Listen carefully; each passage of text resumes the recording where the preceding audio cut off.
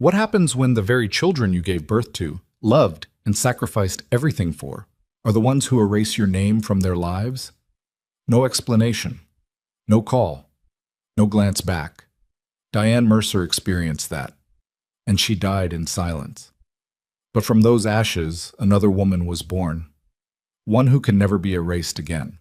Like to support this story, comment the city you're viewing from so I know how far my story has come. And don't leave, because the best part is yet to come. The morning I understood that my children had truly forgotten I existed, I was standing in the cereal aisle of a grocery store in Columbus, Ohio, holding a box of the oatmeal my youngest used to beg me for every Sunday. Maple and brown sugar. That was Marcus's flavor. He'd pour so much of it into the bowl that there was barely room for the milk, and then he'd complain that it was too thick, and I'd add more milk, and he'd complain again, and we'd go back and forth like that every single Sunday morning until he was 13 years old and suddenly decided he was too old for hot cereal. I stood in that aisle for 4 minutes. I know because I watched the clock on my phone tick from 10:17 to 10:21 while I held that box and tried to remember the last time Marcus had called me. Not emailed. Not sent a card. Called. 19 months. 19 months since my youngest son had spoken my name out loud. I put the box back on the shelf and walked out of that store without buying anything. And I sat in my car in the parking lot, and I did not cry. I want to be clear about that because people always assume I must have cried constantly during those years. I didn't. I had run completely out of tears sometime around month 14, the way you run out of gas, gradually, and then all at once, sputtering, and then just stopped. What I felt sitting in that parking lot was something colder than grief. It was the particular kind of loneliness that comes from realizing you have become invisible to the people who are supposed to be the proof that your life mattered. I had 3 children. I had given them everything I had. And somewhere along the way, between the school plays and the hospital stays and the college tuitions I'd scraped together working double shifts at the hospital where I spent 21 years as a registered nurse, somewhere in all of that, I had become someone they decided they didn't need anymore. No, that's not accurate. It wasn't that they decided they didn't need me. It was that someone else had decided for them. Bon.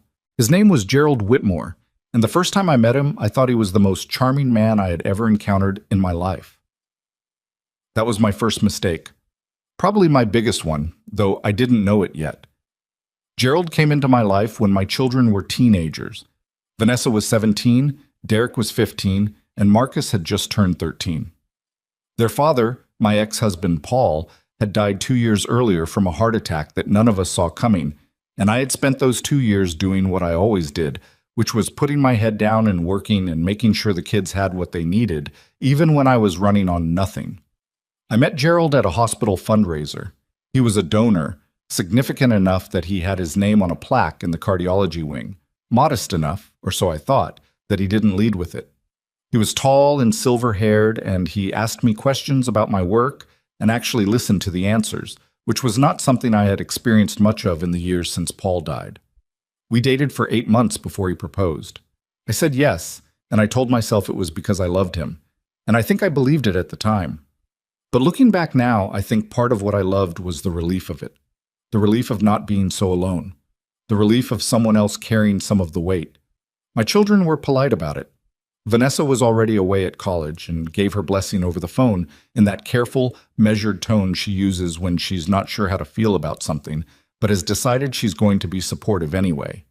Derek was 17 by then, sullen and quiet in the way teenage boys can be, but he shook Gerald's hand at dinner and said congratulations, and I took that as approval. Beat. Marcus cried a little, but he was 15 and still close enough to childhood that he cried about things, and he told me he just wanted me to be happy, and I held him and said I was.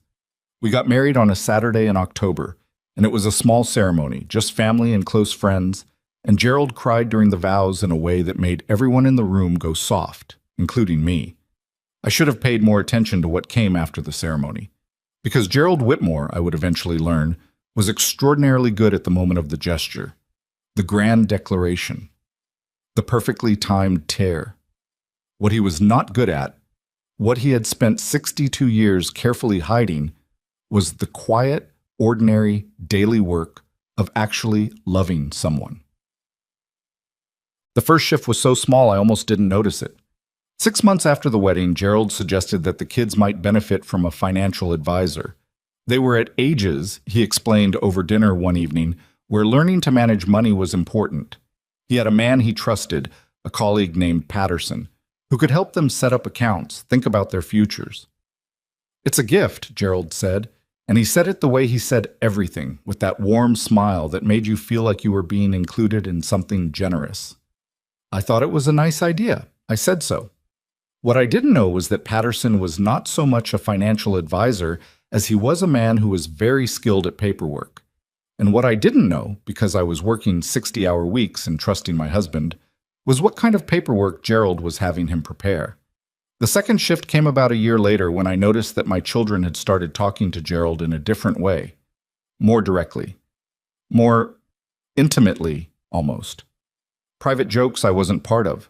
References to conversations I hadn't been included in. Vanessa, who had always called me every Sunday, started calling less frequently. When I mentioned it to her, she said she'd just been busy, and I believed her because I always believed my children. The third shift was when Vanessa graduated from her master's program, and Gerald gave her a check for $20,000 and didn't mention it to me until 3 days later, almost as an afterthought. I wanted to do something special for her, he said when I brought it up. She's worked hard. She's my daughter, I said. I would have liked to be part of that decision. He looked at me with that patient, slightly wounded expression I would come to know very well in the years that followed. Of course she's your daughter, Diane. I'm just trying to help your family. Your family, not our family, yours. I filed that away somewhere in the back of my mind and went back to work and didn't think about it again for 6 months, which is one of the things I regret most. Not the only thing, but one of them. Okay, I need to tell you about the day I found out what Gerald had really been doing, because it didn't happen the way I expected. There was no dramatic confrontation. There was no single smoking gun that made everything suddenly clear.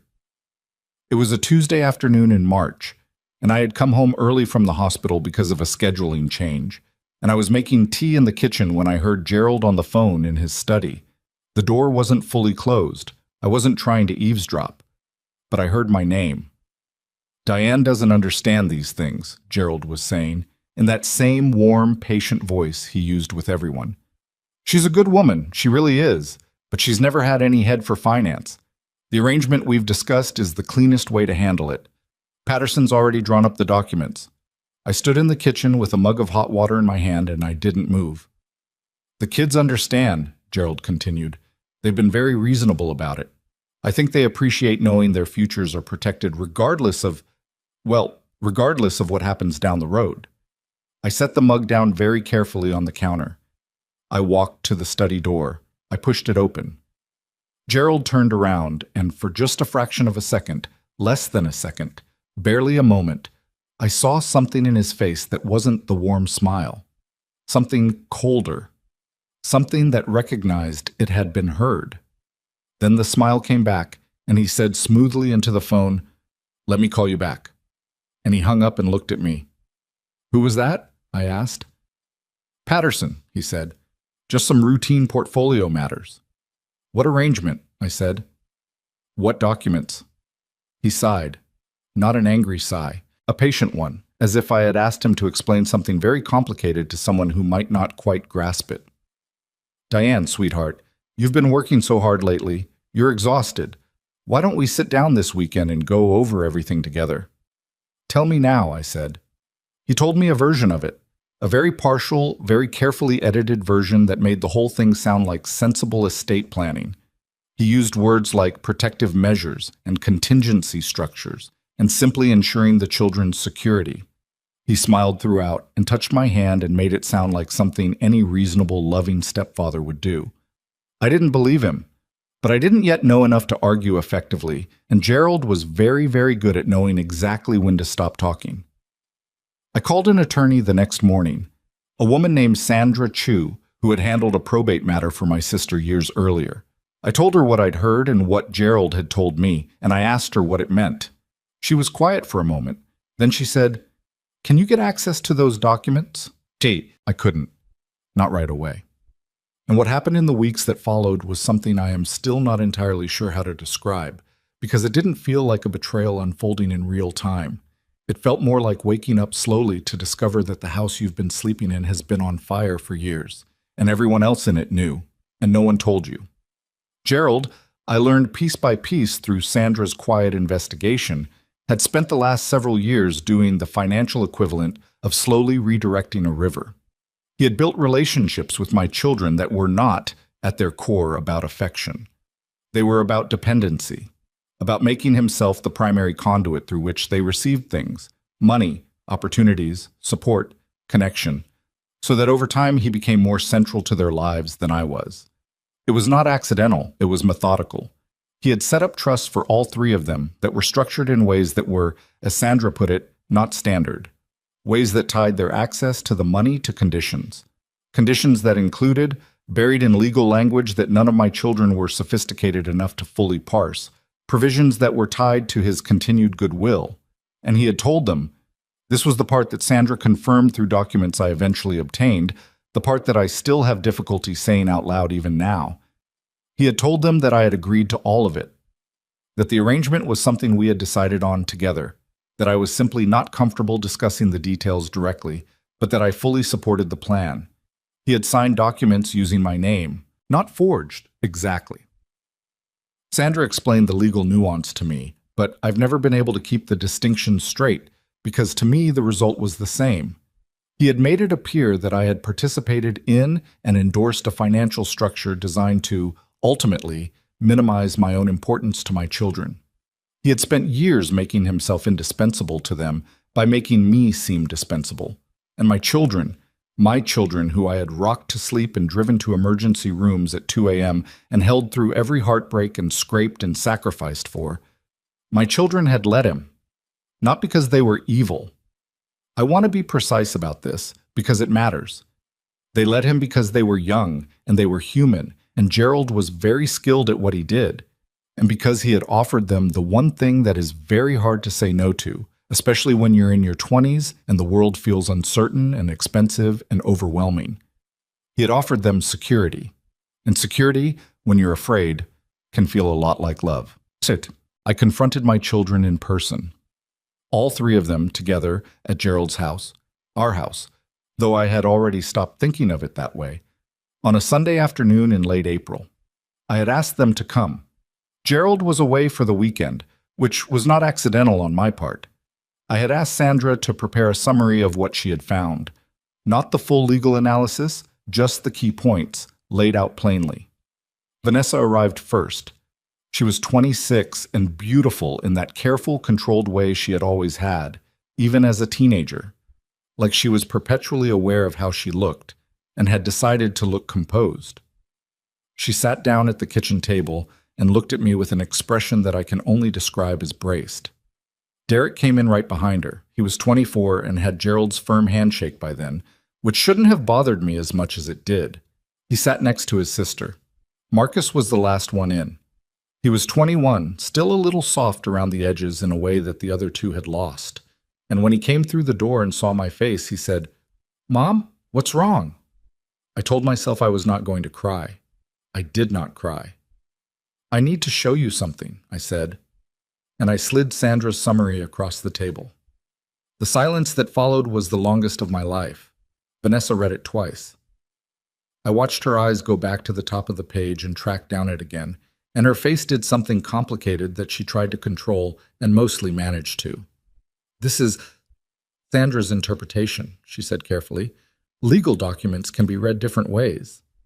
"Sandra has 20 years of estate law experience," I said. "Gerald explained the trust structure to us," Derek said.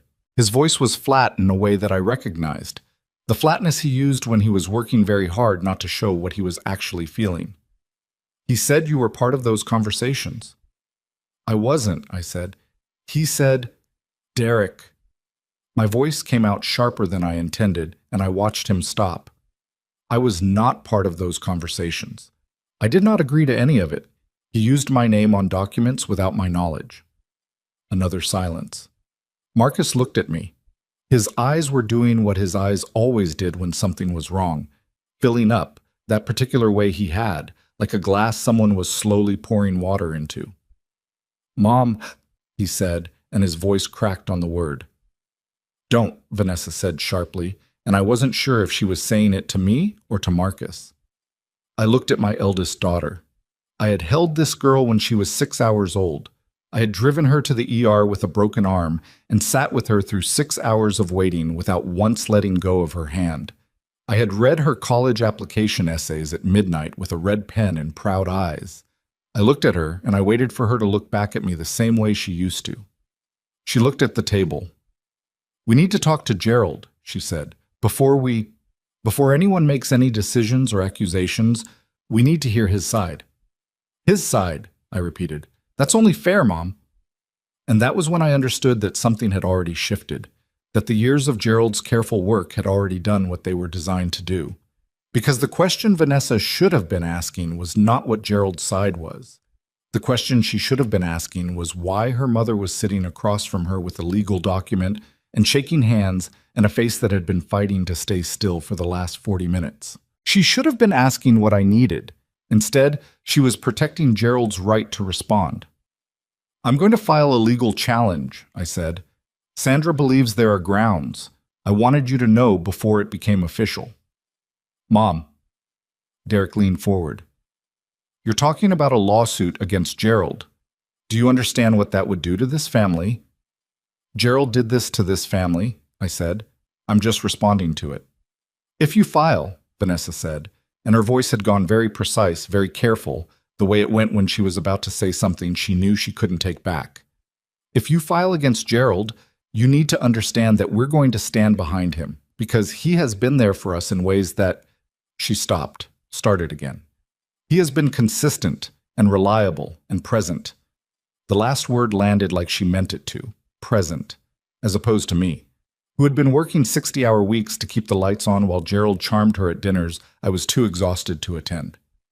I looked at my 3 children. Marcus was crying quietly, his shoulders hunched, not looking at anyone. Derek's jaw was tight. Vanessa's eyes were dry and her chin was lifted, and she looked exactly like a woman who had decided something and was seeing it through. "Okay," I said.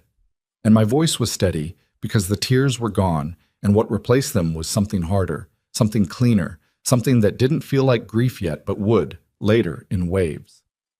"Okay, I hear you." I stood up. I picked up Sandra's summary. I straightened the papers. "Mom, sit down," Marcus said, and he reached for my arm. I looked at his hand on my sleeve. This boy I had nursed through pneumonia and a broken collarbone and the first heartbreak of his life. I looked at his hand. "It's all right," I said, and I didn't shake him off. I just stepped back gently until his hand fell away. "I need you all to know something, and then I'm going to leave, and I need you to take what I'm saying seriously." I looked at each of them in turn. "I am your mother. I have made mistakes, plenty of them, and I know which ones, and I'll carry them. But the woman you think abandoned you, or checked out, or put money over family, that's not who I am. That's a story someone told you, and one day, when you're ready, you're going to see that." Vanessa opened her mouth. "I'm not finished," I said, quiet and very clear. "I am going to do what I need to do legally, and when that's done, I'm going to figure out what comes next for me. But I need you to know, and I need you to hear me say this out loud, that if you stand with him on this, you will lose me. Not because I'll walk away angry, but because I can't be the mother you deserve if I keep accepting what's happening here." The kitchen was completely silent. Marcus said, "Please don't do this." "I'm not doing anything," I said. "I'm just telling you the truth about what happens next." I picked up my purse. I walked to the door. "She's bluffing," I heard Derek say behind me, low and certain. I walked out the door. I got in my car. I drove 3 blocks and pulled over and sat with my hands on the steering wheel and breathed through the thing that was happening in my chest, the thing that was not crying but was something adjacent to it, something that felt like every piece of me being compressed very slowly until something changed shape permanently. I was not bluffing. The legal challenge failed. I want to be honest about that because if I smooth over the failure, it makes everything that comes after it sound too neat. The truth is that Gerald had anticipated the challenge. Of course he had. He had been planning this for years. And his attorneys were thorough and expensive and very good at what they did. Sandra fought hard. We found enough irregularities to make a real case, but a real case and winning are two different things. And what we got was a settlement that gave me less than I should have had and left most of Gerald's structures intact. My children did not speak to me during the proceedings. 8 months of legal maneuvering and not one phone call. On my birthday in November, I received a text from Marcus that said, "Hope you're doing okay." And I sat with my phone in my hands for a long time before I understood that "hope you're doing okay" from my youngest son, on my birthday, after 8 months of silence, was both everything he could bring himself to say and also the saddest sentence I had ever read. I wrote back, "Thank you. I love you." He didn't respond. When the settlement was finalized and the attorneys were done, and I was sitting in Sandra's office with a check that represented the financial remnants of 8 years of marriage, Sandra asked me what I was going to do now. I looked at the check. I thought about the house I'd have to leave. I thought about Columbus and the grocery store cereal aisle and the birthday texts that weren't phone calls and the sound of Derek's voice saying she's bluffing. "I need to go somewhere no one knows my name," I said. Sandra looked at me carefully. "That's a big step." "I know. Your children might reach out. When the dust settles, people sometimes—" "Sandra." I stopped her gently. "If they reach out, they'll reach out, but I can't build a life around waiting for that anymore." I folded the check and put it in my bag. "I've been waiting for 23 years. I'm done waiting." She was quiet for a moment. Then she said, "Where will you go?" I had looked at a map the night before. I had closed my eyes and thought about what I wanted, not what I needed to do or should do or owed someone. What I actually wanted, for what felt like the first time in longer than I could track. "Somewhere near water," I said. I've always wanted to be near water. The name came to me on the third day of driving. I had been heading east without a fixed destination, stopping at motels and diners and driving through towns I'd never seen, and somewhere in the middle of Pennsylvania in October with the leaves doing what Pennsylvania leaves do in October, that particular extravagant display that always seemed slightly overdone until you were actually in it, and then it just seemed true. I pulled off the highway at a gas station and sat with the engine running. Diane Mercer was exhausted. Diane Mercer had lost. Diane Mercer's children had chosen, and the choice had been made, and carrying that name any further felt like carrying something that had been hollowed out. Claire, I thought. I didn't know why. It just came to me, the way things sometimes do when you're very tired and very quiet and your defenses are down. Claire. Clear. A word that meant something open, something without obstruction. Bennett was my mother's maiden name. She had been gone for 11 years, and I had missed her every day of those 11 years, and it felt right to carry something of hers with me into whatever came next. Claire Bennett. I said it out loud in the car. The Pennsylvania trees blazed orange around me. The gas station attendant refilled my tank and asked if I was all right, and I told him I was fine, and it was the first time I had said that without feeling the lie of it. I was not fine yet, but I was going to be. I got back on the highway heading east. By the time I crossed into Maine, I already knew I was going to stop. There was something about the coast there. The particular quality of the light, the way the ocean didn't look like vacation brochure ocean, but like something older and more serious, something that had opinions and didn't care if you liked them. I had grown up in landlocked Indiana and spent 23 years in Ohio, and the ocean felt like a correction, like something my life had been missing and hadn't known how to name. I found Hadley Point by accident, the way you find most things worth finding. I had pulled off to look at a map and realized I had taken a wrong turn, and the wrong turn had taken me down a 2-lane road through a town that was small enough to have a general store and a gas station on the same block, and old enough that the buildings looked like they had been there since before anyone alive had opinions about anything. There was a bookstore. I don't know why that was the thing that stopped me, except that I had always loved bookstores in the particular way that some people love churches, not for what you were supposed to get from them, but for what you actually got, which was quiet, and the sense that there were other worlds very close by if you knew where to look. The sign above the door said Harbor Books in faded blue letters. The window had a display of local authors and a hand-lettered sign that said Coffee Inside, free Wi-Fi, stay as long as you like. I parked and went in, and I stayed for 3 hours. The owner was a man named Pete Halloran, who was somewhere in his 70s and had the look of someone who had made peace with most things.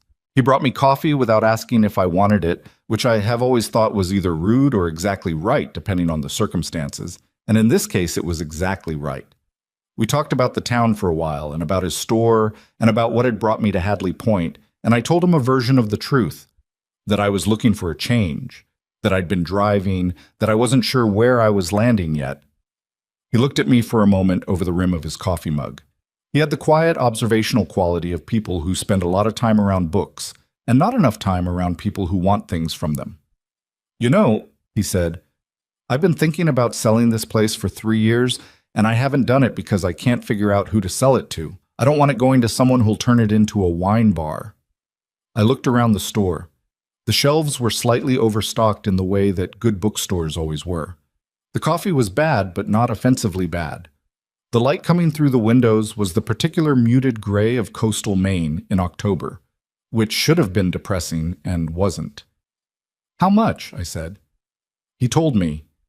It was within reach of what I had. Not comfortable reach, but reach. "I need a week to think about it," I said. "Take 2, he said. "I'm not going anywhere."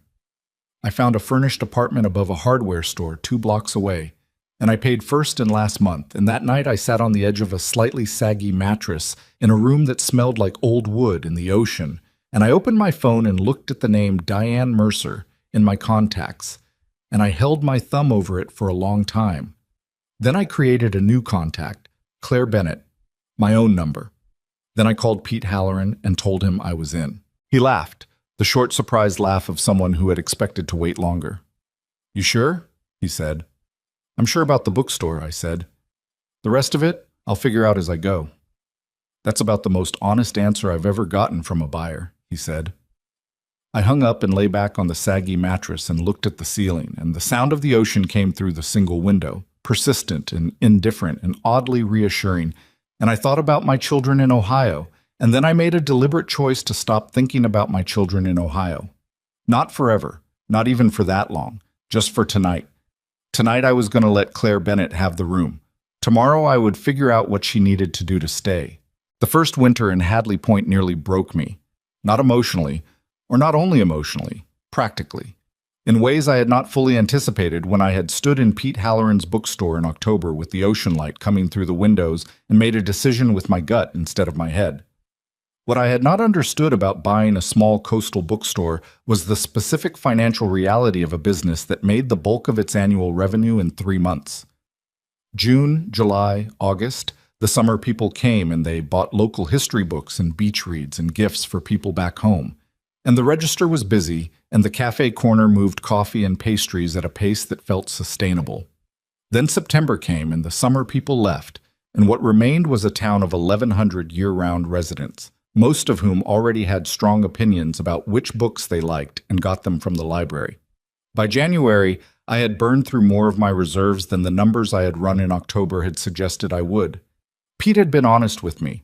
I want to give him that. But there's honest, and then there's the lived experience of watching your checking account drop on a Tuesday afternoon while the wind off the Atlantic tries to take the sign off the front of your store. I sat at the small desk in the back office one January evening with a legal pad and a calculator, and I did the math 3 different ways and got 3 different answers, none of which were good. The radiator was making a sound like it was annoyed with me personally. Outside, the harbor was frozen in a way that looked beautiful and was also just frozen. "Okay," I said out loud, to nobody. To Claire Bennett, I suppose, who was still new enough that I sometimes needed to talk to her directly. "What are we doing?" It wasn't really a question. It was more the kind of thing you say when you need to hear your own voice making a decision. What I did was call Ruth Ann. Ruth Ann Kowalski was 57 years old and had lived in Hadley Point her entire life, except for 4 years at the University of Maine and 1 year in Portland that she described as an experiment that didn't take. She had come into Harbor Books 2 weeks after I opened the doors under my management, bought 3 novels and a book about the local fishing industry, and then stood at the register while I rang her up and said without preamble, "You're going to need to do something about the coffee." I looked at her. What's wrong with the coffee? It tastes like hot regret, she said pleasantly. Pete's been making it that way for 15 years, and it's why the cafe corner never worked. You want people to stay, you need coffee that makes them want to come back. I stared at her for a moment. Then I laughed. Actually laughed. The first real laugh I had produced in longer than I wanted to calculate. Do you have a suggestion? I have a roaster, she said. My nephew runs a small operation out of Portland. I can make a call. That was how Ruth Ann entered my life. Within a month, she was spending more time in the store than I was paying her for, which I brought up once and she dismissed with a wave of her hand. I'm retired and I get bored easily, she said. Don't make it complicated. I called her that January evening and told her the numbers. She was quiet for a moment. Then she said, How short are you? I told her. Another pause. That's not catastrophic, she said. That's a cash flow problem, which is different. Ruth Ann, I'm not offering you money, she said, which was both a relief and slightly deflating. I'm offering you an idea. Are you listening? I was listening. The problem, she said, is that you're running a summer business in the off-season with a summer model. You need a reason for people to come in during the winter, not to buy books necessarily, to be somewhere. The cafe. The cafe is a corner with 2 tables and a machine Pete bought in 2009. I'm talking about something different. I'm talking about making this place a community space, events, book clubs, writing groups, a place people actually come to on a Thursday night in February because there's something happening and their house is cold and they're tired of their own company. I looked around the store, at the shelves that needed better organization, at the cafe corner that did in fact look like an afterthought, at the windows that faced the harbor, and let in, even in January, a quality of light that was cold but present. That takes money I don't have right now, I said. It takes ingenuity, she said, which you have. I've been watching you. I held the phone and thought about it, about what it would mean to make this place into something more than a room with books in it, about whether Claire Bennett was the kind of person who could pull that off. Diane Mercer, I thought, probably couldn't have. Diane Mercer had spent 23 years making herself useful to other people and never quite getting around to building anything for herself. But Claire Bennett had bought a bookstore on a gut feeling in October and hadn't turned around yet. Okay, I said. Tell me what you're thinking. What followed was 4 months of the hardest I had worked since my hospital years, and that was saying something. Ruth Ann's idea, expanded and argued over and revised through a dozen late-night conversations at the counter after closing, became what we eventually called the Harbor Community Cafe. Not just a coffee corner, but a genuine gathering place. We pushed the shelves back along the walls, added 4 more tables, sourced mismatched chairs from 3 different estate sales that Ruth Ann found through a contact who ran a consignment shop in the next town over.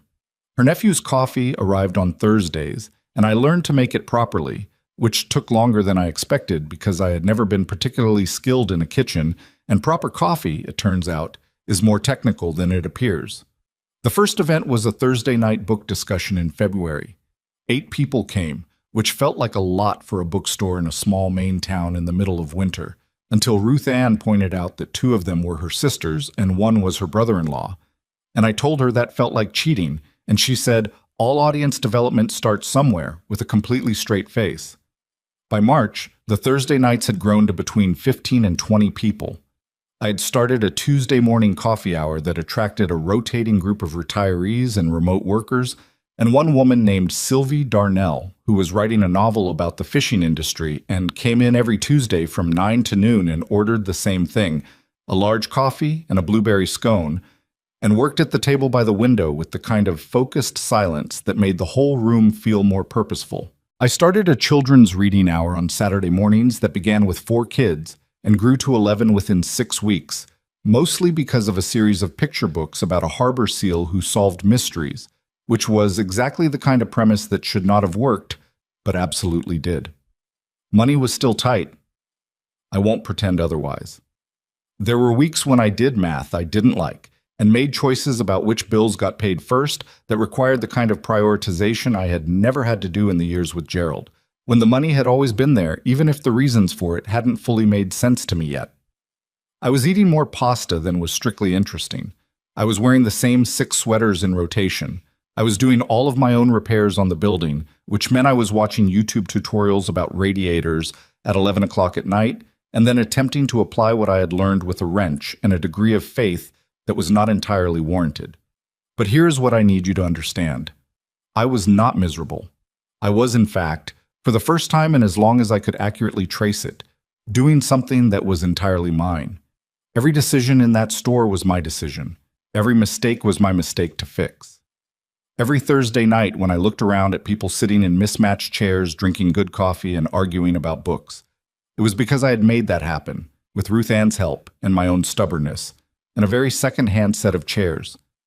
No one had handed it to me. No one was going to take it away. That feeling, I didn't have a word for it at the time. I kept reaching for words and they kept being slightly wrong. Not happiness, exactly. Not pride, though it was adjacent to that.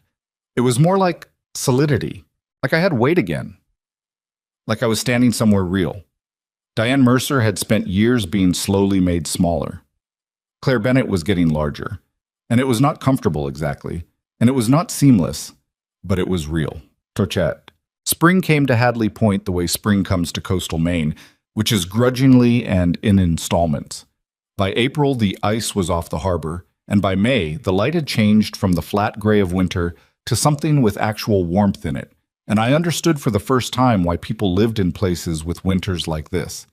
Because when the light came back, you had earned it in a way that meant something. The store had turned a corner, not a dramatic corner, not the kind that erases all the hard months in a single quarter. The math was still careful, and I was still watching every number. But we were covering costs and a little more, and I had started to think about what it would look like to hire one part-time person so that I could occasionally take a day off without the store closing. That was when Sylvie Darnell looked up from her table by the window one Tuesday morning and said, "You should serve food." I looked at her. "Real food? You're selling coffee and scones. People are sitting here for 2-3 hours. Eventually they get hungry and they leave." "I don't know how to run a kitchen," I said. "You don't know how to run a bookstore either," she said, with the bluntness that was simply how Sylvie talked, without malice. "You figured that out." I hired a woman named Loretta Baines who had cooked at a diner in the next town for 14 years and wanted, as she put it, something that doesn't start at 5 a.m. She came in 3 days a week and made soup and sandwiches and one rotating daily special that she invented based on whatever looked good at the market that morning. It was the kind of cooking that didn't photograph well and tasted extraordinary, and word got around the way word gets around in small towns. Not through advertising, but through people telling other people at the post office and the gas station and the Saturday morning farmers market.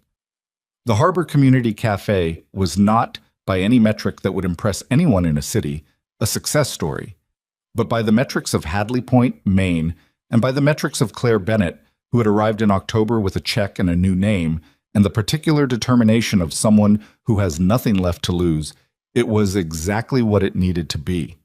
Ruth Ann told me on a May afternoon when we were both standing behind the counter watching the lunch crowd fill every table. "You know, when you walked in here last fall, I thought you were going to last one winter and then go back to wherever you came from." "What changed your mind?" I asked. She shrugged. "The radiator incident," she said. "Most people, they would have called someone. You watched 3 videos and got down on the floor with a wrench at midnight. That told me what I needed to know." I looked at her. "What did it tell you?" "That you weren't running from something," she said. "You were building something. Those are different people." I didn't say anything to that. I just went back to making coffee, and the room was full of people I had not known 8 months ago, and outside the harbor was the particular green-blue of Maine in May, and somewhere in Ohio my children were living lives I was not part of, and I let all of that be true at the same time without trying to resolve it. I need to tell you about the night I almost went back. It was the first week of June, just before the summer people started arriving, and I was closing the store alone. Ruth Ann had left early for a family dinner. Loretta didn't work Tuesdays.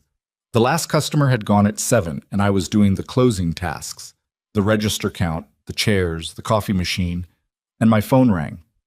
The number was Ohio, not a number I recognized, but Ohio. I stood in the middle of the store with my phone in my hand and watched it ring 3 times, and then stop, and then start again. And I thought about all the things it could be. A wrong number, one of Sandra's office associates calling from a different phone, or one of my children from a number I didn't have, at 8 o'clock on a Tuesday night, which would mean something had changed. I didn't answer.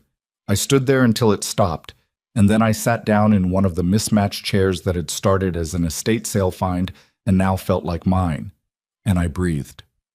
The voicemail notification came through 2 minutes later. I sat with that notification for 11 minutes. I know because I watched the clock.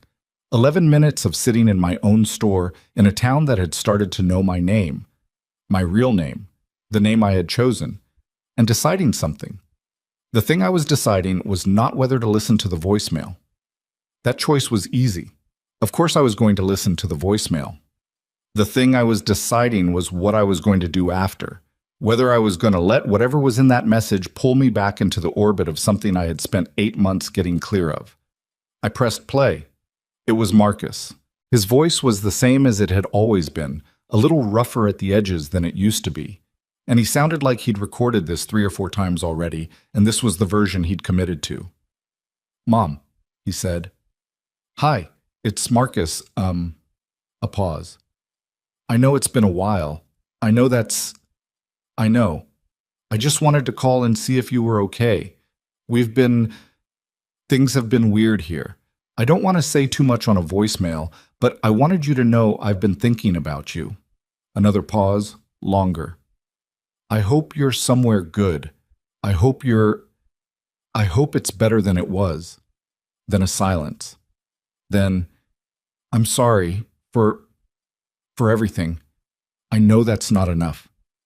I just needed to say it." The message ended. I sat in the chair in my store and I listened to that message 4 times in a row, and by the 4th time, the thing that had replaced crying in me, that hard, compressed thing, had shifted into something else that I didn't entirely have a name for. Not forgiveness. Not yet. It wasn't anywhere near ready to be forgiveness. But something had moved. I didn't call back that night. I want to be honest about that because the better version of the story would have me calling my son back immediately, and that would be a lie. What I did was finish closing the store and walk back to my apartment and sit at my kitchen table and write Marcus a letter. Not an email. An actual letter, on paper, the way I used to write things when I was young, and believed that how you wrote something was part of what you were saying. I told him that I was okay. I told him I was somewhere I had chosen. I told him that I had heard him, and that what he'd said mattered, and that I wasn't ready to talk yet, but that I wasn't gone. I mailed it the next morning. He didn't write back for 3 weeks, which told me something about the situation in Ohio that I filed away quietly and tried not to think about too much. The summer was everything Pete Halloran had promised it would be. The summer people came, and they were different from the winter people, louder and brighter, and less rooted, less certain of themselves in the particular way that people are less certain when they're away from their regular lives. They bought books and drank coffee and sat at Loretta's tables and ate her soup and told their friends. And by August, we had to wait for tables at lunch on weekdays, and on weekends we had a line out the door for the Saturday Children's Hour. I hired a college student named Owen Fitch to help on weekends, a 20-year-old from Rhode Island who was studying literature and had opinions about everything and was wrong about half of them, and right about the other half in interesting ways. He and Ruth Ann argued about books constantly and with great enthusiasm, and I let it happen because it was good for the atmosphere and also genuinely entertaining. One Saturday afternoon in August, a woman came into the store with 2 children and bought a stack of books and then stood at the register while I wrapped them and said, "I hope you know this place is the best thing on this whole stretch of coast. I've been coming here every summer for 3 years and it just keeps getting better." "Thank you," I said. "Did you build all this?" she asked, gesturing at the cafe, the full room, the handwritten chalkboard behind me with the week's specials. "With a lot of help," I said. She smiled. "Still, I can tell it's yours." She left, and I stood at the register, and I thought about what she'd said. "I can tell it's yours." As if ownership were a quality that showed, the way good work shows. As if you could look at something and see the person in it. Diane Mercer had built things for other people her whole life, her husband's household, her children's futures. Gerald's comfortable life with a wife who was present and capable and didn't ask the wrong questions too often.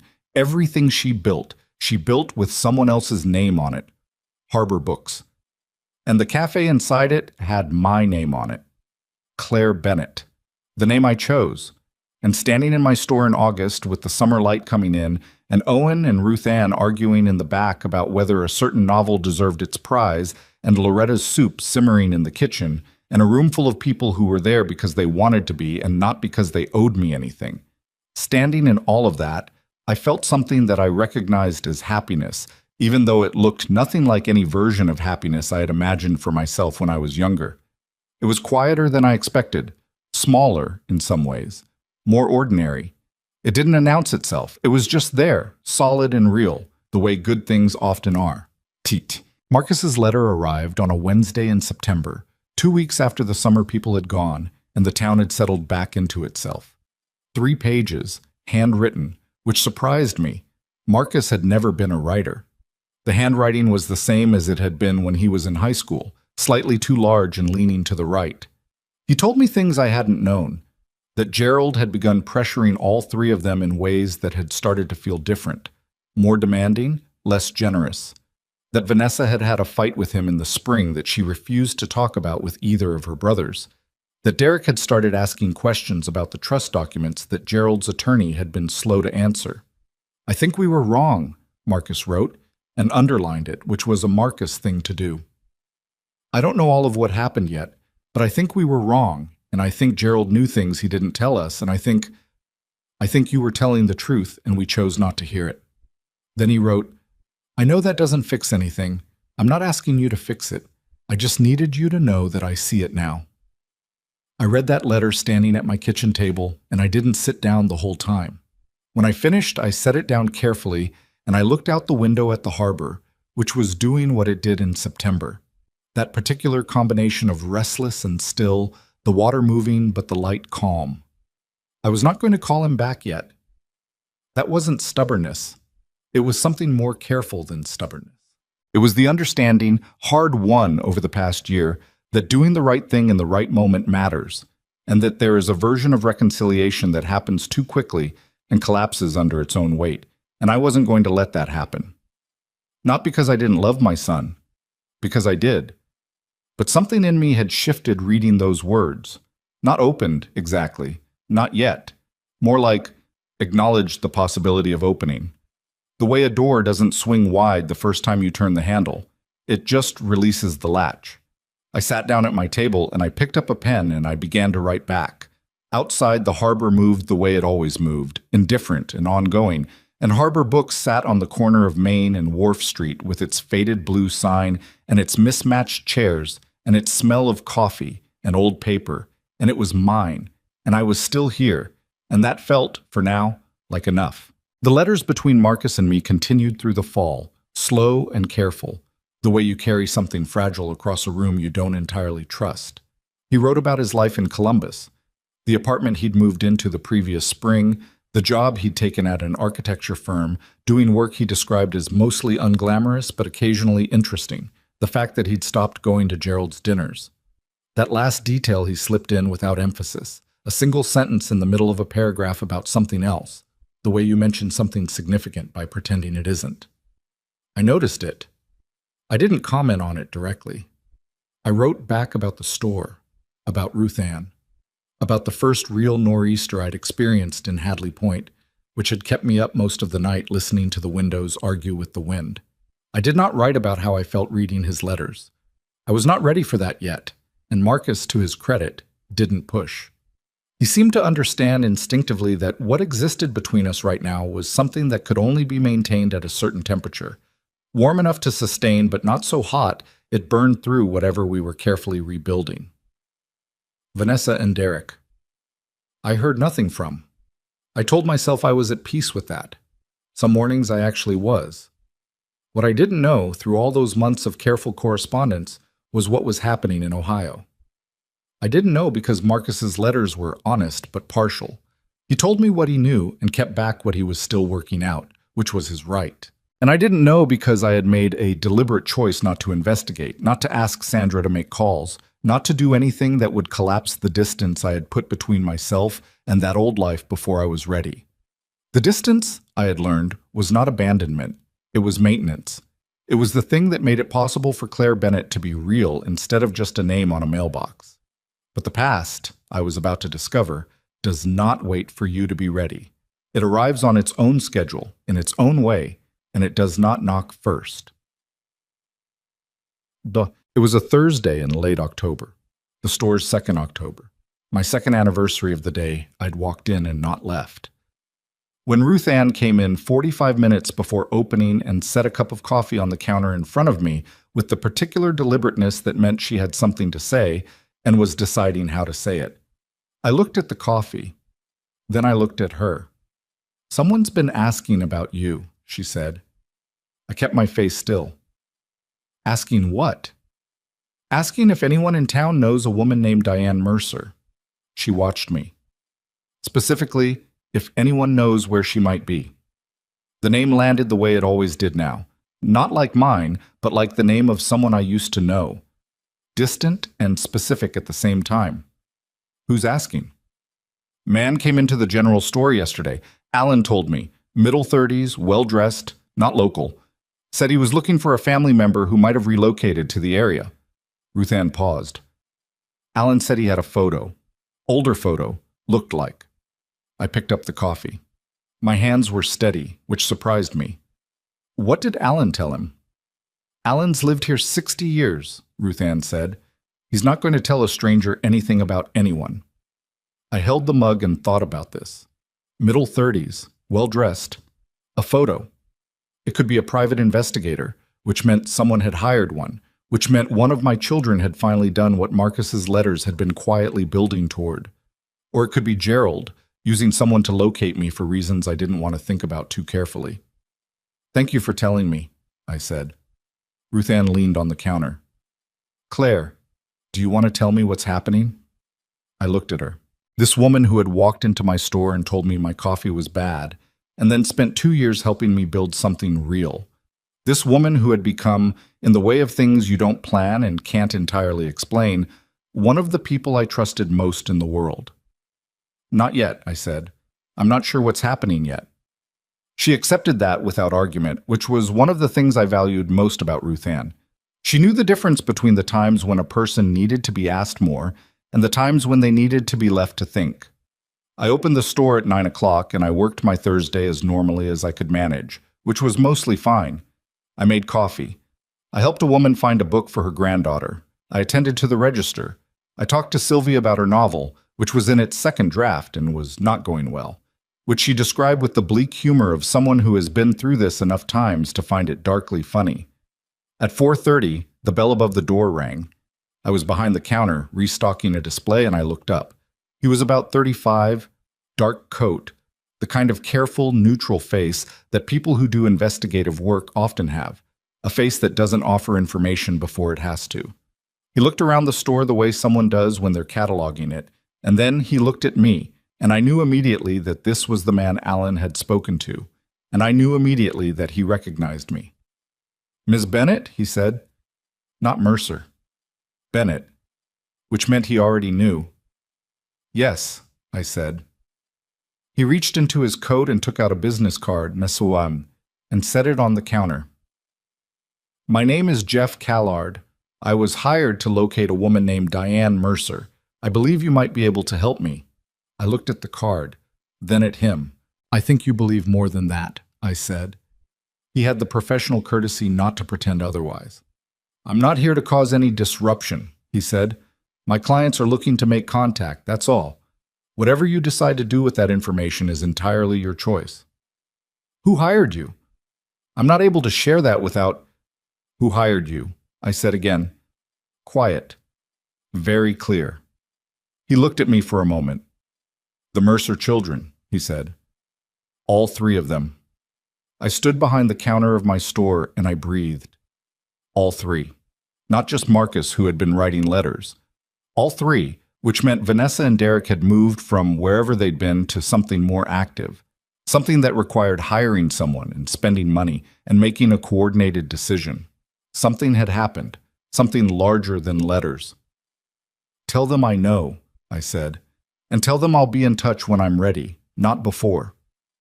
Kellard nodded. He didn't push. He picked his card back up, which I noticed and respected. And he walked out of the store, and the bell rang again, and he was gone. I stood behind the counter, and the store was quiet around me, and I thought, something has broken open in Ohio. Something has changed, and whatever it is, it's bigger than what Marcus has been telling me in his letters. I called Sandra Chu that evening. She was not expecting to hear from me.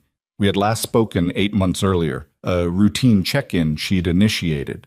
She listened while I told her about Kellard, and then she was quiet in the way she was quiet when she was processing, which was a particular quality of silence I'd learned to read over our years of working together. All three, she repeated. That's what he said. That's interesting, she said. I've had some rumblings from a colleague in Columbus, actually. I was going to call you in the next week or two. There are some developments with Gerald Whitmore's financial structure that are, let me put it this way, there are people asking questions that weren't being asked before. I sat up straighter. Oh, what kind of questions? The kind that get asked when documents get examined by people who weren't intended to examine them. She paused. Gerald's trust structure, the one Patterson built. It held up against our challenge because of how it was constructed. But those things sometimes develop vulnerabilities over time, especially when the people involved in maintaining them start having their own concerns. If someone on the inside started pulling on threads, Sandra, I said, can you find out what actually happened? I can make some calls, she said, but Claire, whatever this is, whatever they found or think they found, you need to be prepared for the fact that your children are going to want something from you. And wanting something and deserving it are different questions.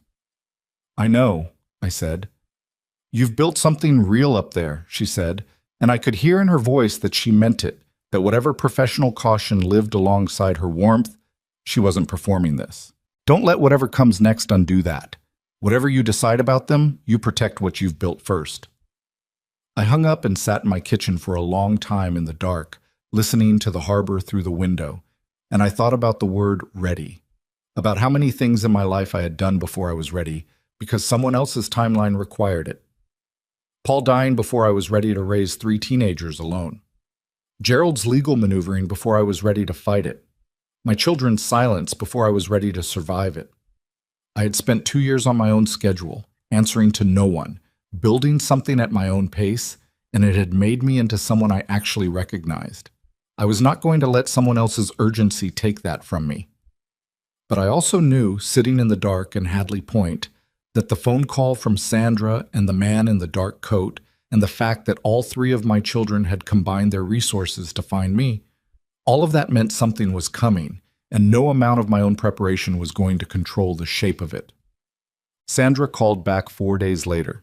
She had spoken to her colleague in Columbus, who had spoken to an attorney she declined to name, and what she had pieced together was this.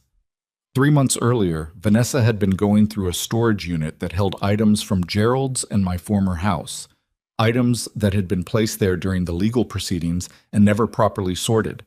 She had been looking for something specific, a piece of furniture she'd asked Gerald about, and instead of the furniture, she had found a filing box. The filing box contained documents. Not all of Gerald's documents. Those were managed by Patterson and kept in offices Vanessa had no access to. But this box contained older paperwork, early drafts, correspondence between Gerald and Patterson from the first years of their marriage, before Gerald had refined the structure into what it eventually became. Drafts that showed the intention, notes that were explicit about the goal in ways that the final documents, which had been very carefully worded by very careful lawyers, were not. There are emails, Sandra said, printed and filed, between Gerald and Patterson, early in the marriage. They're specific, Claire, about what they were building and why. How specific, I said. Gerald used the phrase neutralize the mother's influence in a 2009 email. Her voice was flat and precise, the way it went when she was being careful not to let her own reaction color the information. He used the phrase, the children's dependency on her needs to be managed. He outlined a timeline for making her, you, financially and emotionally peripheral. I sat down. The kitchen floor was cold through my socks, and I sat on it without meaning to, just sort of folded down slowly until I was on the floor with my back against the cabinet and the phone against my ear. He planned it, I said. Not a question. I had known in some structural way for years that what Gerald had done was not impulsive, but knowing a thing and hearing the words of it, the actual quoted language of it, are different experiences. From very early, Sandra confirmed, Vanessa took photographs of the documents. She's had them reviewed by 2 attorneys since. Both have told her that what they show is significant. Not a slam dunk legally, because some of it predates any filings and the statute of limitations on parts of it has run.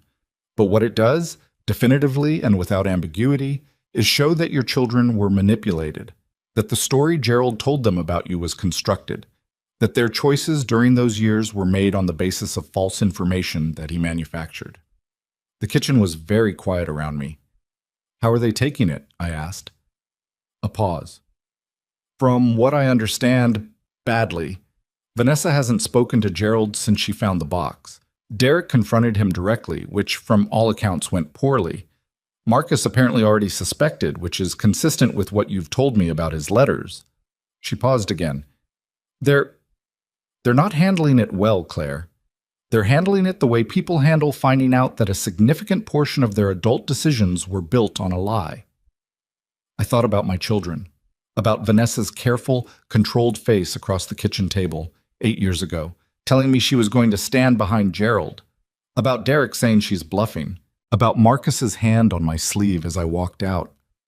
I had spent 2 years being angry at them, not loudly, not in ways I performed, privately, in the way anger lives when you don't have the outlet of crying, when it just becomes a weight you carry distributed evenly enough that you stop noticing it. Sitting on my kitchen floor in Maine, I felt something shift in that anger, not dissolve, not forgive, not yet. Forgiveness is not a sudden thing. I don't care what anyone says. It is a slow and intermittent process like ice thawing, and you can't rush it without flooding the room. But the nature of the anger changed. It was still there, but it was no longer pointed at them in exactly the same way. It was pointed at Gerald Whitmore, where it had always belonged. The call came on a Tuesday morning, 2 weeks after Sandra's. I was alone in the store. Ruth Ann didn't come in until 10 on Tuesdays, and Loretta's first day was Wednesday. And I was doing the coffee setup when my phone rang. Ohio number, one I didn't recognize. I had been expecting it. Mom! Vanessa's voice. I had not heard it in almost 2 years, and it was the same and not the same, older somehow, stripped of the careful control it usually carried, worn down to something closer to the bone. Vanessa, I said. A silence. Then, I found something. Her voice broke on the last word, and I heard her fight it back, and I knew my daughter well enough to know that the fighting was almost as hard as the breaking. Vanessa had spent her adult life being composed. This was costing her something significant. I found something, and I need you to know that we... She stopped. I don't know how to say this. Start anywhere, I said, and my voice came out steadier than I felt, which was the old nurse training, the years of being the calm presence in the room because someone had to be. He planned it. Her voice was very quiet. From the beginning, before we were old enough to understand what was happening. There are emails, Mom, from 2009. I can send them to you. Sandra told me, I said. She called last week. Another silence, longer. Oh, Vanessa said, then smaller. So you know. I know what's in the documents, I said carefully. I don't know everything about what's been happening with you. I'm sorry. The words came out suddenly, without the preparation that usually preceded everything Vanessa said. I'm so sorry. I know it doesn't fix anything. I know it doesn't give back the time. I looked at those emails and all I could think about was that kitchen table. That Sunday. When you slid that summary across and I told you we were going to stand behind him. Her voice had gone rough now, friction in it. I told you we were going to stand behind him, Mom, And you looked at me and you said, okay, and you walked out. And I remember thinking you'd come back, that you'd realize you needed us more than you needed to be right. And then you didn't come back. And I told myself that was your choice, that you'd chosen this, and I believed it for 2 years because it was easier than... She stopped. Then what? I asked, quietly. Then knowing I'd chosen wrong. The words came out stripped and plain, the way only the true things do. That I had a mother who was telling me the truth and I chose the man with the checkbook instead. I stood in my bookstore in Maine, 54 years old, with a phone against my ear and the smell of coffee around me and the harbor out the window, doing what it always did. I stood there and I let my daughter say the things she needed to say, and I did not rush to fill the silence with reassurance, because the reassurance was not mine to give yet, and giving it prematurely would have been a lie that helped neither of us. I hear you, I said finally. That's all? Vanessa said, and there was something almost desperate in it. For right now, I said. Yes. She cried then. She tried not to, and then she just cried. And I listened to my daughter cry on the phone from 1,000 miles away, and I held that sound and I did not try to stop it. Sometimes the right thing is just to stay on the line and let a person be in what they're in. When she'd quieted, she said, Derek wants to call you. He knows my number, I said. He's scared you won't pick up. Tell him to try. Derek called 4 hours later. His call was shorter and harder and contained more silence than Vanessa's, which was very Derek. He did not cry. He said, I said you were bluffing. I remember saying that. I need you to know I remember. I know, I said. I was wrong. I know that too. I don't... He stopped, started again. I don't know what you need from us, or if you need anything. I just needed you to know that I see it. I thought of what Marcus had written in his letter. I think we were wrong. Underlined.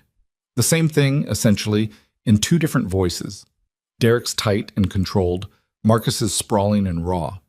My children, all 3 of them, arriving at the same place by different roads. I don't need anything right now, I said. I need time. How much time, he asked, and I could hear that he was asking sincerely, not impatiently. He actually wanted to know so he could respect it. I'll tell you when I know, I said. What I had not told any of them, what I had not told Sandra, or Ruthann, or anyone, was what happened the afternoon after Callard's visit to the store, before I knew anything about Vanessa's documents, or the emails, or any of it. I had gone for a walk. It was what I did when I needed to think without the structure of thinking. I walked along the harbor path, past the working boats, and the empty summer slips, out to the small point at the end of the path, where there was a bench that someone had put there years ago in memory of someone. The plaque worn enough that you couldn't read the name anymore. I sat on that bench and I looked at the water and I thought about Diane Mercer. I thought about who she had been, a woman who loved her children with a completeness that left almost no room for herself. A woman who had trusted, repeatedly and at great cost, people who understood that trust as a thing to use rather than honor. A woman who had stood in a kitchen and been told by her own children that she was peripheral, dispensable, a complication in a story someone else had written for them. She had not been a perfect woman. That matters to say. She had been so focused on keeping everything together that she had not seen what was happening until it was already deep. She had confused Gerald's gestures for his character.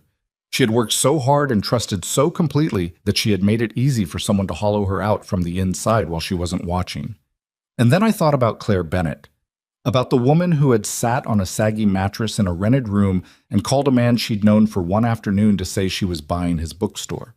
About the woman who had gotten down on the floor with a wrench at midnight. About the woman who had learned to make good coffee and run Thursday night discussions and manage a cash flow crisis and write letters to her son and receive letters back and not rush toward reconciliation just because it was offered.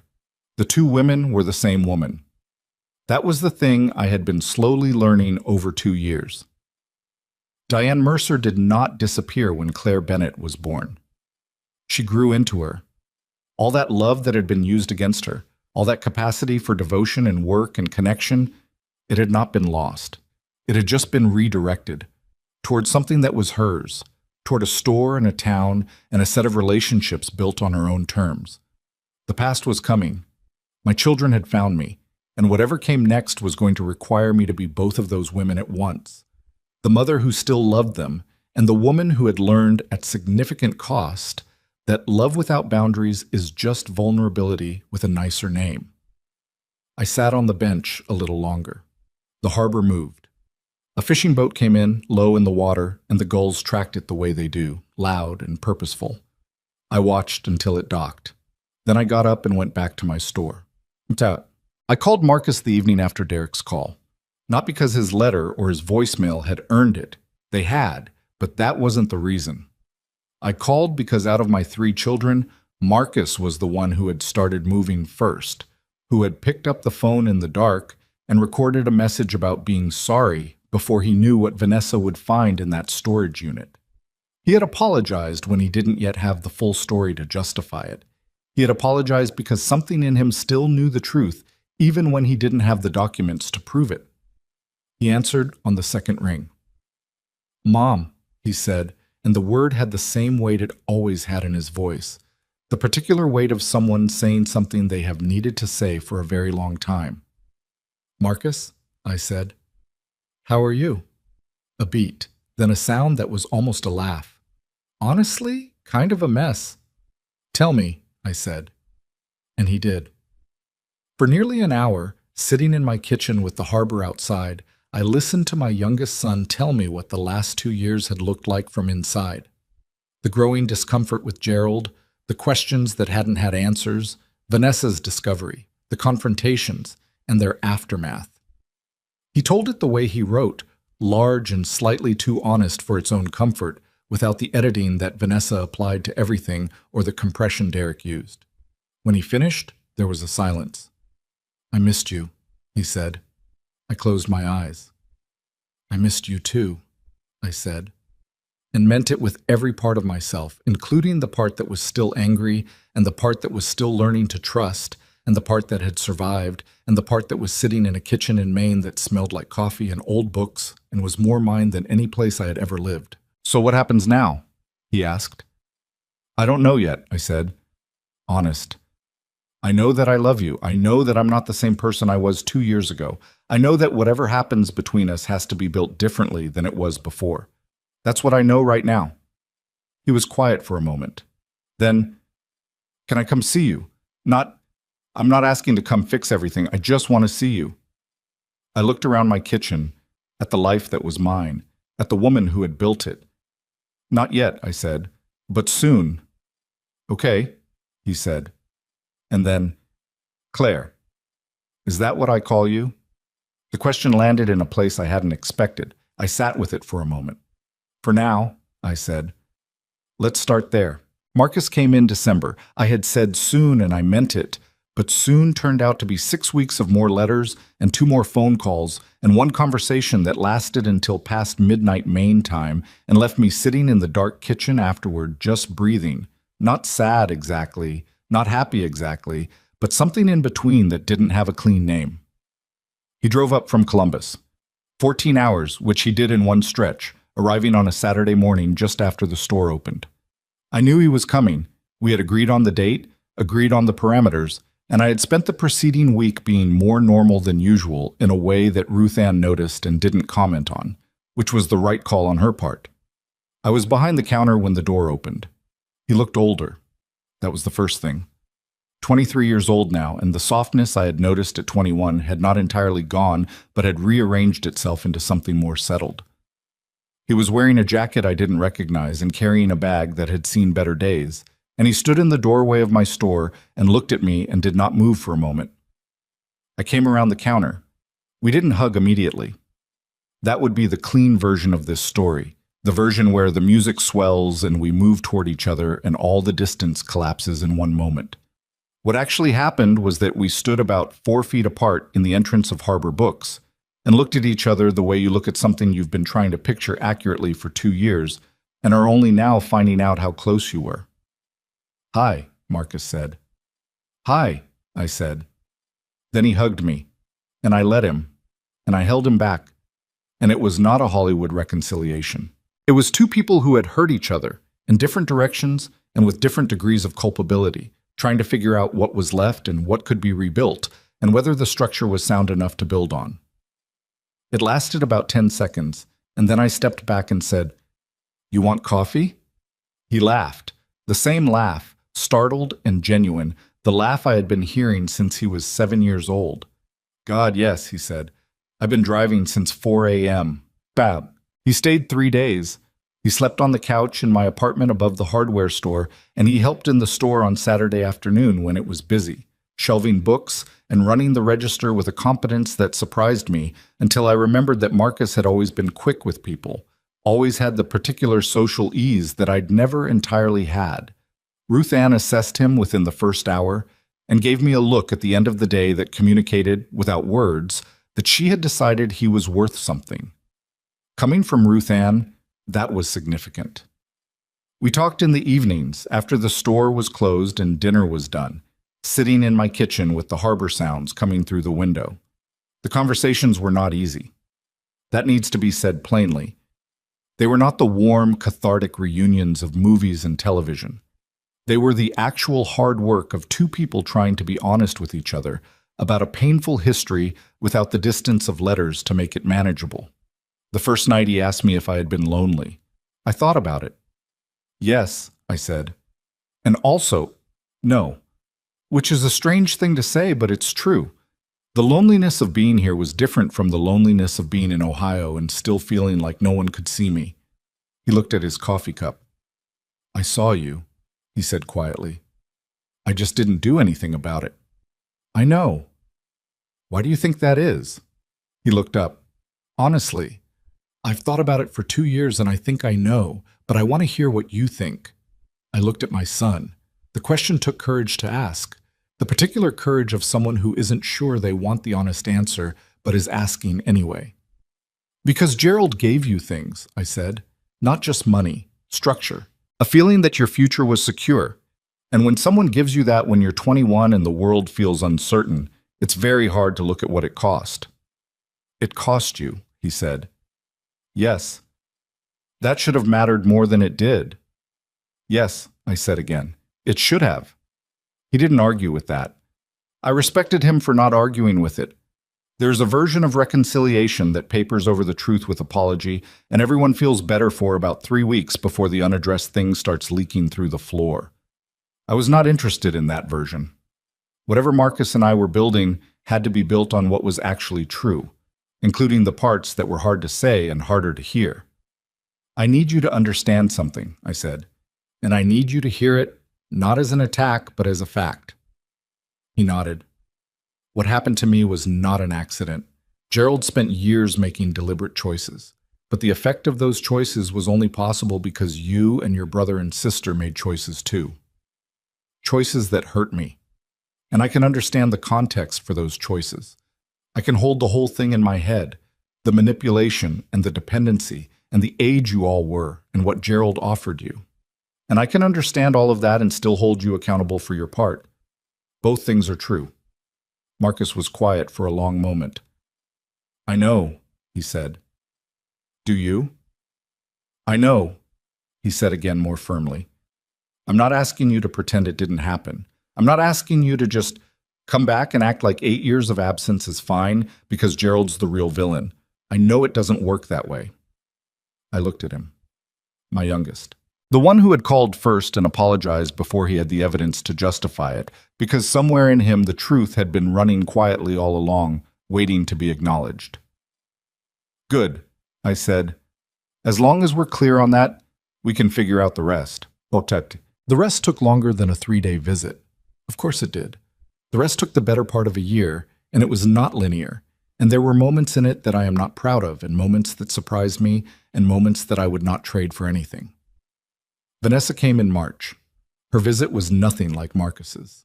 Where Marcus had arrived soft and tired and willing to just exist in my space for a few days, Vanessa arrived at 10 on a Friday morning in a rental car she had clearly driven with great efficiency from the Portland airport, wearing the kind of outfit that communicated she had prepared for this encounter, which was so completely Vanessa that it almost made me laugh, and also made my chest ache in a complicated way. She walked into the store, looked around with a careful expression, and said, "This is really nice." "Thank you," I said. She stood there in the middle of Harbor Books with her hands clasped in front of her, and she looked at me with the composed face that I knew was holding something very different underneath it. And she said, "I have a lot to say, and I've thought about how to say it, and I'd like to just... Can we go somewhere quiet?" We went to my apartment. I made coffee. We sat at the kitchen table. She opened her bag and took out a folder. "I brought copies of the documents," she said. "The emails. Everything I found. I thought you should have them." "Sandra has most of it," I said. "I know. I spoke with Sandra." She set the folder on the table. "I wanted to bring them myself. I needed you to see that I'm the one bringing them." I understood that. It was important to her, the act of it. The physical carrying of the evidence to me rather than transmitting it through lawyers. It was the closest thing Vanessa had to a gesture, and I received it as one. "Tell me what happened," I said. "From the beginning. Your version." She told me. For 2 hours she talked, and she was precise and thorough in the way she was precise about everything, and she did not spare herself. She described the exact moment she had decided to stand behind Gerald at the kitchen table 8 years ago, and what had been in her head during that moment, the fear underneath the composure, the belief that her financial security was attached to Gerald's goodwill, the calculation she had made, and the things she had told herself to make the calculation feel acceptable. "I told myself you were being paranoid," she said. "I told myself Gerald loved us and you were making it about money.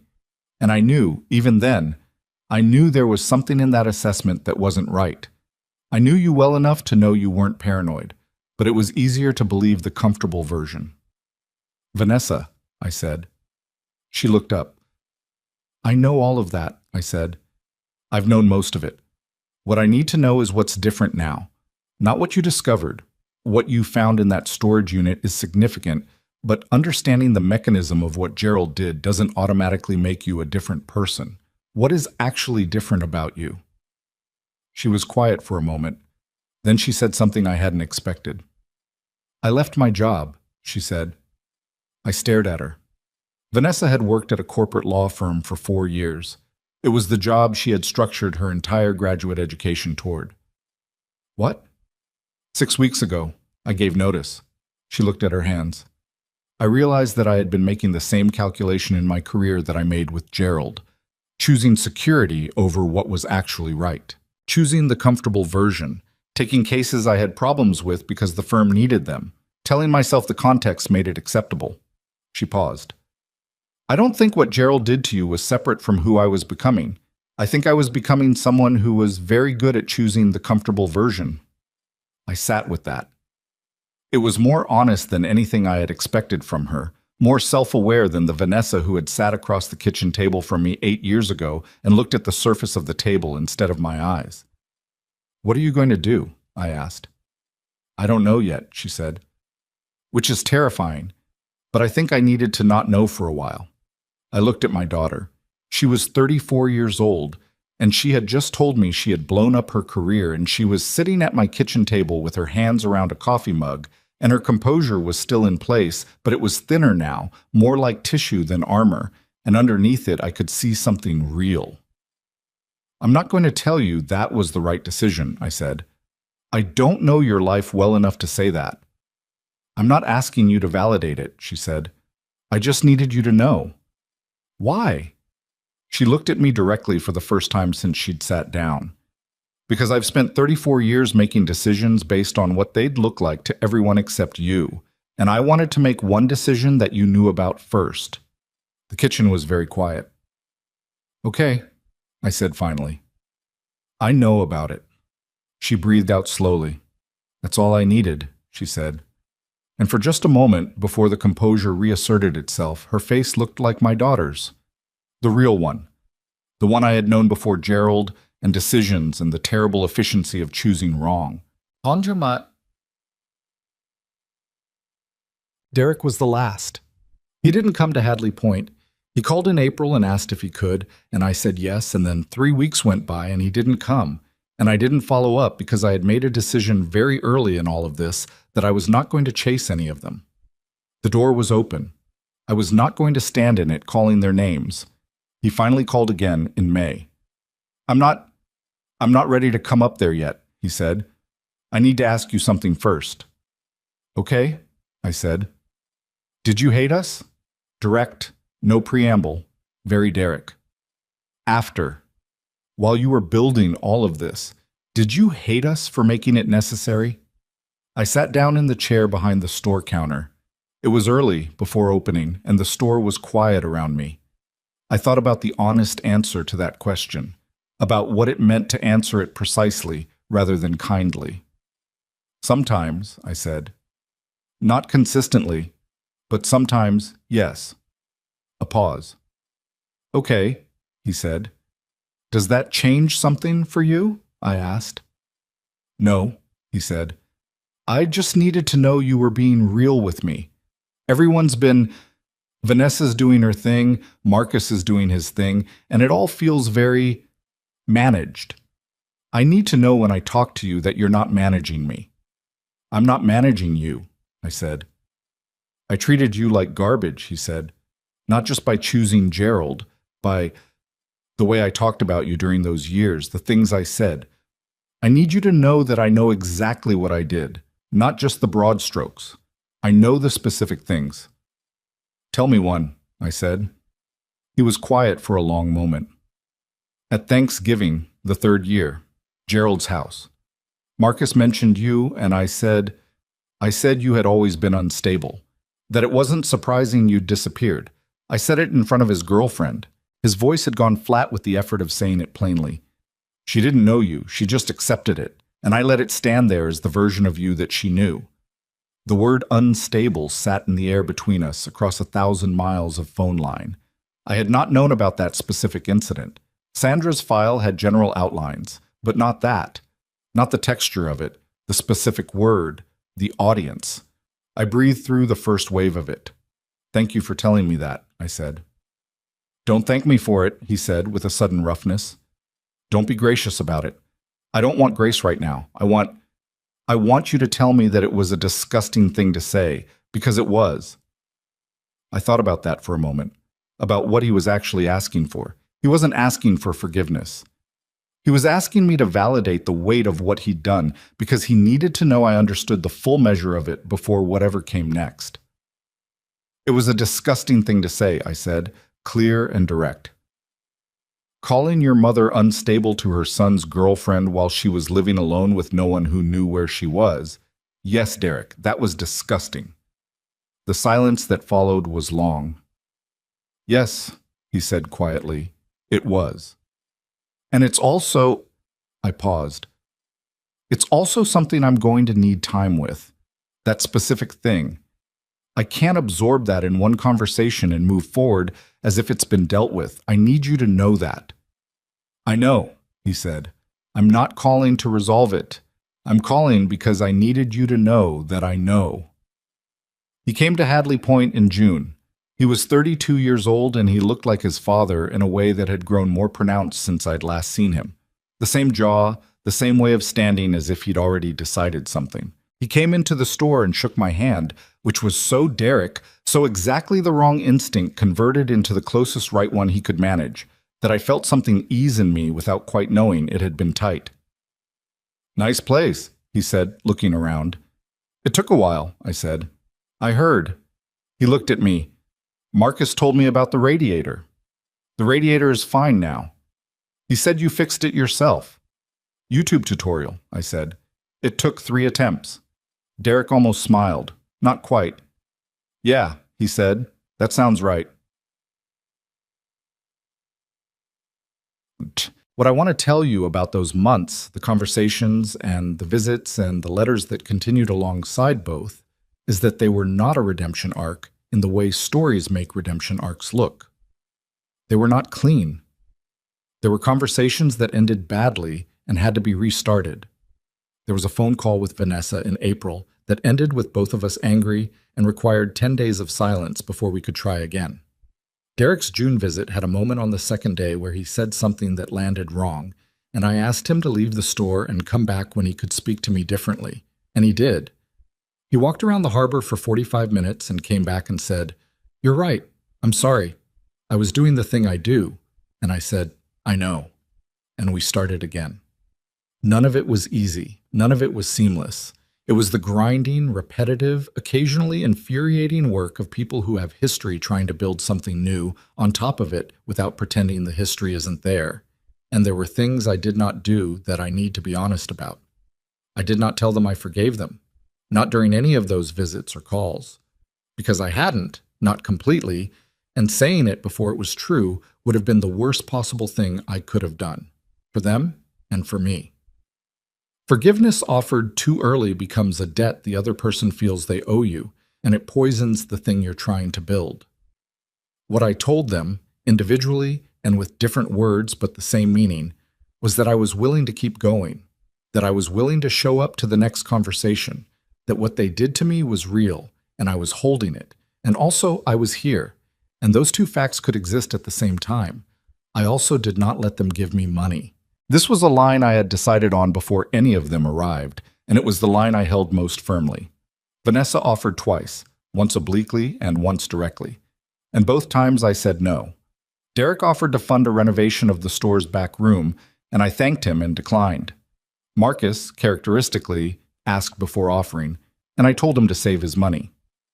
It's not charity, Vanessa said the second time. It's making up for... I know what it is, I said. And I'm saying no.